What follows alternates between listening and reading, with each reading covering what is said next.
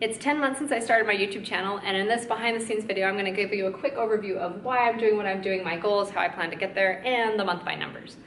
Now, if you're looking for science experiments, this video is not going to have any science experiments, just a heads up. So, real quick, why Science Mom? Why am I doing what I'm doing? No matter what your goals, it's important to know your why, because the why is like the filter that helps you make all your important decisions. So, I am doing Science Mom because I think math and science are incredibly important. And I happen to live in the state of Nevada where our education system is suffering a bit. I'll give you one quick example. My husband teaches at a college just down the road, and at the college where he teaches, he's a math teacher. Guess how many of the incoming freshmen need to take remedial math classes? This means they graduated from high school and they've come to college now, but they're not ready to take a college level math class. They need to take a class that is equivalent to high school math or even middle school math. So take a guess real quick before I tell you. The answer is 75%.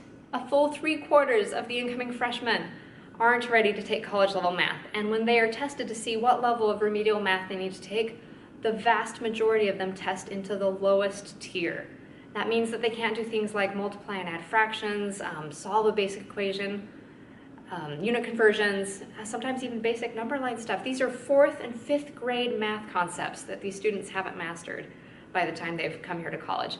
And it's an incredible handicap, especially if they want to go into a STEM field. So there's a big problem, particularly in the state of Nevada. And although his college is doing a lot to help these students, it's a little too late. And in my opinion, where we really need to target is elementary and middle school level. So Science Mom is kind of my own personal crusade to try and help at least some kids not have this happen to them, because I feel like being inspired when you're young by a love for science or a passion for learning can transform a person's entire life.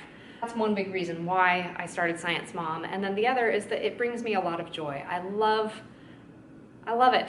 The best job I've had. So my number one goal is that I get to keep doing it.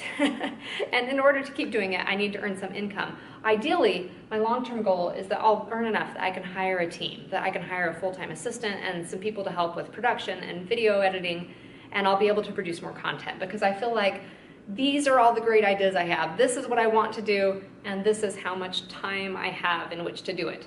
So if I can hire people, then I'll be able to create a lot more Science Mom content. That's my long-term goal.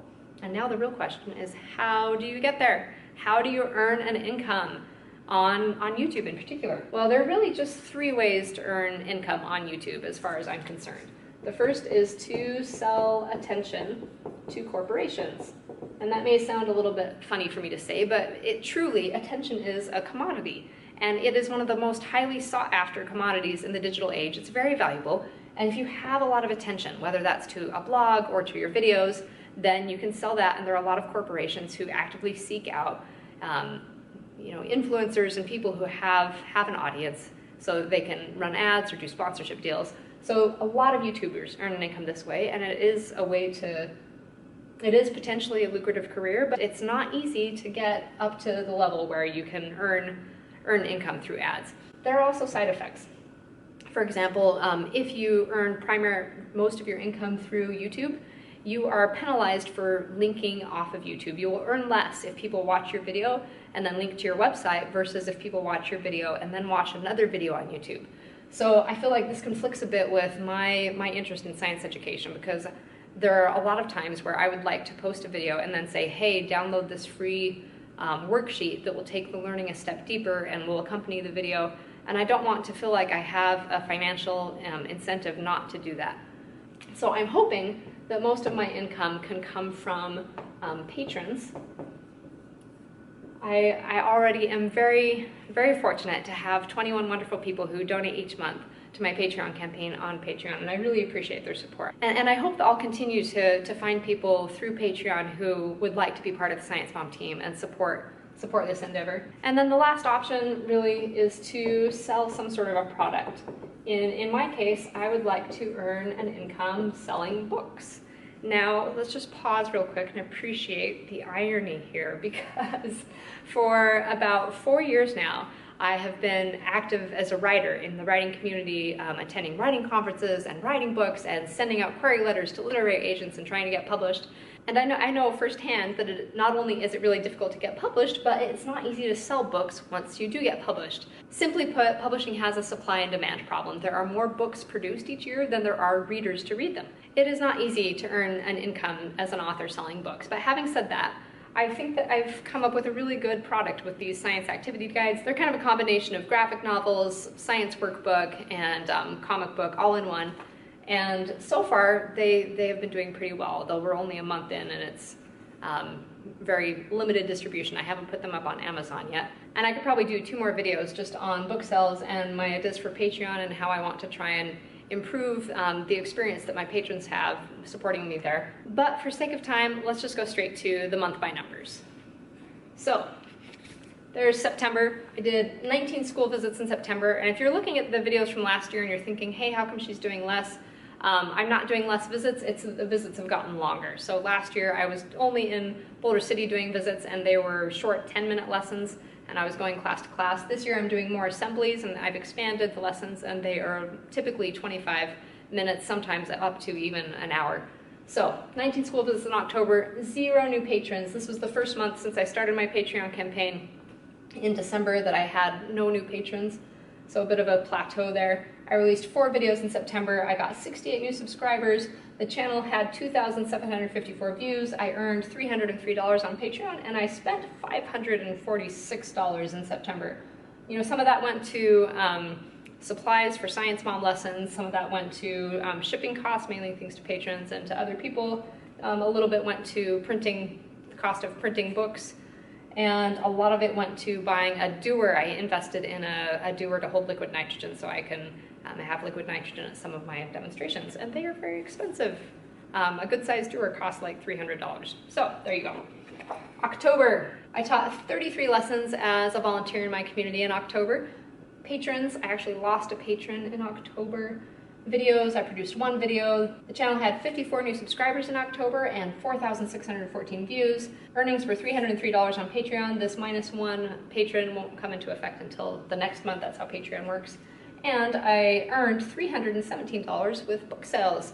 And I spent $1,211. At moments like this, I kind of wonder about being completely transparent with my budget because I'm a little embarrassed that I was that far over. But it was for good things that I think will really promote the channel and help Science Mom grow in the future. One of the big cost items in this month was the registration fee for going to a homeschooling conference, which I think will be a great way to connect with an audience that I would really like to connect with more. And another one, I did spend a couple $100s on what I'm going to call secret project number 1, because I don't want to tell you what it is until it's closer to being completed, but just know I've got something in the works that's going to take a few months to complete, and I started that this month. So there you have it. Thank you for watching. Thank you very much for your support, and I'll see you soon. And here are a few outtakes because sometimes a very simple video takes you way longer than it should. So all of that meant that I had a month where I just really didn't have anything to put up on YouTube. I had 1 video in October. And I'm totally nervous that nobody's gonna buy my book, and this is just never gonna work. That's how I'm feeling right now. Like, I worked so hard, and I'm not appreciated. Like, I'm having one of those days. Okay, this is like take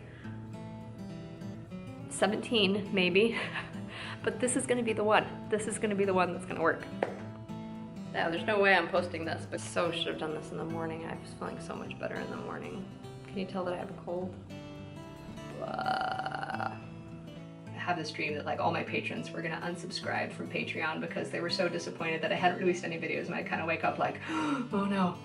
I mean, it's, which sounds kind of silly to me when I'm alert, but my subconscious was deeply bothered by the fact that I wasn't being more productive in October. So, I feel like I'm totally rambling now.